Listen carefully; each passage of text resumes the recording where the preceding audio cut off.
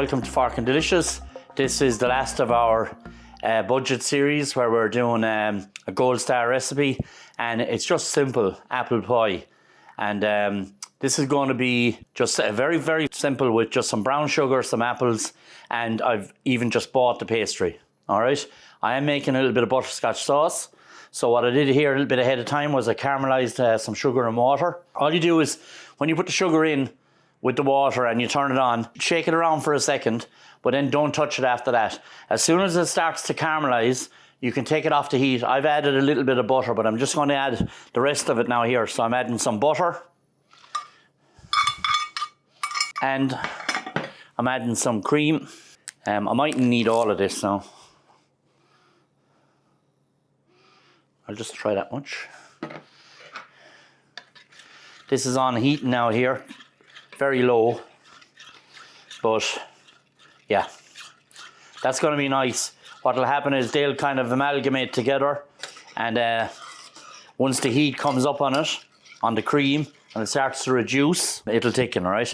So I'm actually going to turn it up a small bit there for that. That one's on there just to tip away now. So I'm just going to put a spatula in there that I can give it a stir with. Now, there are my apples peeled. They were soaking in some lemon juice and water. I've just drained off the water, and you can see how fast they're starting to oxidize even there. Just a little bit of brown coming on, that really won't matter. It's not going to make any difference to them. And what I have here is my tray just sprayed with some spray butter. I'm just going to take the pastry as it is, the thickness that it is, and I'm just going to cover in that side there. And that'll leave me with one side, but I cut off a small bit there. When you're doing this, now you see that's starting to come to the boil there. So that's going to be a nice sauce when it thickens up a small bit. So I'll leave it on there now at about 4 or 5. Again, I want to see that kind of little bubbly boil happening. All right. So there we go. Now, just push this in here so we get the nice shape all the way around. Now, that's lovely. Just that over the edges. You'll see why we need it over the edges now in a minute. And then I just have this last little bit here just to fix in there. I just push that together. Take that off there. So, as the fella said, no one's going to be looking at the bottom of your apple pie, so you're all right. Now, the second piece for the top, what I'm going to do with that is I'm going to cut it into strips. Woohoo! That's the old little pizza wheel I had. I'm just going to take some little strips off of this. What I'm going to do is a bit of lattice work on top. All right? So you'll see what I'm on about. So I'm just going to cut this into strips. Oh, it's a bit of a wobble. They look nicer. They look like I meant to do that. Oh, very thin. Oh, very thick at the bottom. They're getting quite to be a bit wavy now. We'll bring that wave back out of them in a second. And we'll just do that last 1.5. Done. Now, so that's these out of the way. Our sauce here, look. It's cooking and reducing there nicely. So that's what we want. We'll let that cook away for another while. Now, we'll take up our apples. And what I'm going to do here is I have some brown sugar. And I'm going to sprinkle some of that in the bottom. Don't ask me why, I don't know, this is how my mother used to do it. So, whatever her reason for it was, it makes delicious apple pies anyway. Also, in Ireland here, we don't tend to do like what they do in America with cinnamon and, you know, cloves or with nutmeg in some places. But what we're doing is just plain apple, sugar, the pastry, nice kind of short crust pastry. And what we're looking for is that there'll be a nice syrup in here created between the juice of the apples and the sugar we're putting in, because we're going to make sure these are cooking apples and they're bitter. So we're going to make sure that these give a nice flavour, and we're going to give plenty of sugar there to sweeten them up. And the butterscotch sauce also, that's going to be its role to help us. So you have to kind of be careful of this as well, because what will happen is that you'll be looking to reduce it, but actually when this cools it will thicken another bit as well. So don't let it reduce too much. I'm just going to let that reduce another small bit and I'm going to stop. But keep going here with your apples all the way in around. Now there's a nice bit of sugar going on here. And again, I have more apples because these are going to just sink down once they start cooking. I didn't blanch these beforehand. I didn't pre-cook them. I never saw my mother doing that. So I'm not going to bother.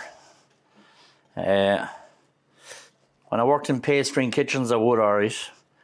Because you kind of want to make sure all the apples are cooked out. But in this, they will be cooked out. I have plenty of time. I'll keep an eye on it. And again, like I said, I'm creating that syrup between the juice of the apples and the sugar. And you might get some of it coming up at the edges and burning. Best part of it. The part we used to fight about when we were young. That sauce is ready now. So I'm just going to let that cool. And usually let it go back to being cold again. And this will be my last layer of apples on this anyway. I think that's just nice. So we'll just... a nice bit of sugar again. Trust me, it won't go astray. Okay, so what we need to do now is just make sure we have a lip around the edge there for the pastry to tip onto, and I'm going to tighten that up in a while. What I'll want to do is just take some of this, and that'll create the glue.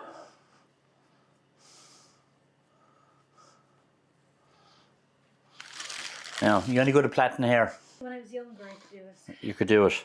I don't really. I'll see in a minute now. Plaits anymore. You don't? No. Rock the plaits. Yes, so we'll go across. I don't know how this is going to be now, but because it's been a while since I've done it as well. But I'm hoping that maybe if I need something, I can use these bits here. So that's why I'm leaving them at their full length at the moment, in all their glory.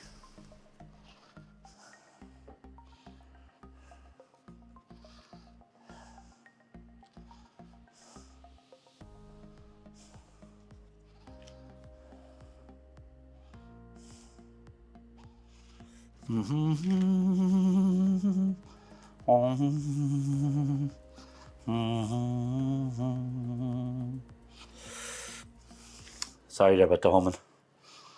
It just kind of happened. Now, and I knew I had a rolling pin somewhere.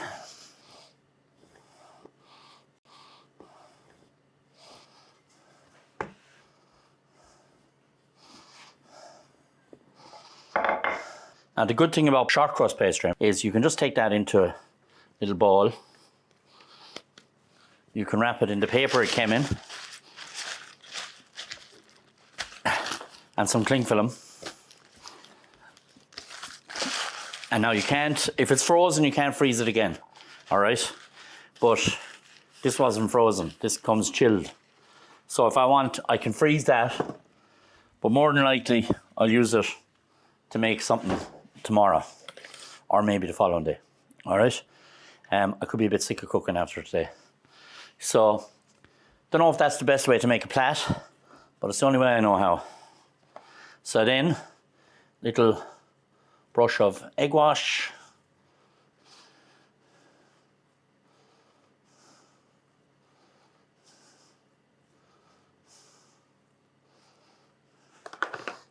Little sprinkle of sugar again, just a little bit. I like this when it crystallizes kind of on top of the pastry, you know, it gives it a kind of crunch. So the oven then at about 170 to 180, all right? So like I said, my oven here is pretty hot, so I might turn this down in a while. Depends on how much juice starts coming out. And maybe a good idea is just to put a tray underneath just to catch any juice. All right, so that's our butterscotch sauce there, ready to go. Yeah, delicious. So we'll just have that there ready for when we come out, and we'll see that coming out of the oven in about 30 minutes. Here is our delicious Mammy's apple pie. So you can see where the sugar has caramelized nicely on top. There's lovely juice in there from the apples. I can see it in with the sugar. And we have our nice butterscotch sauce with it. So I have a nice dollop of cream or ice cream with it. And we'd recommend it to you to have a go. Hopefully if you like this, you'll subscribe. And like I said again, if you want to put in the comments something that you want to see being done, we're more than willing to do it. So from It's Forkin Delicious, it's good night from the Glen of Arlo. Good night.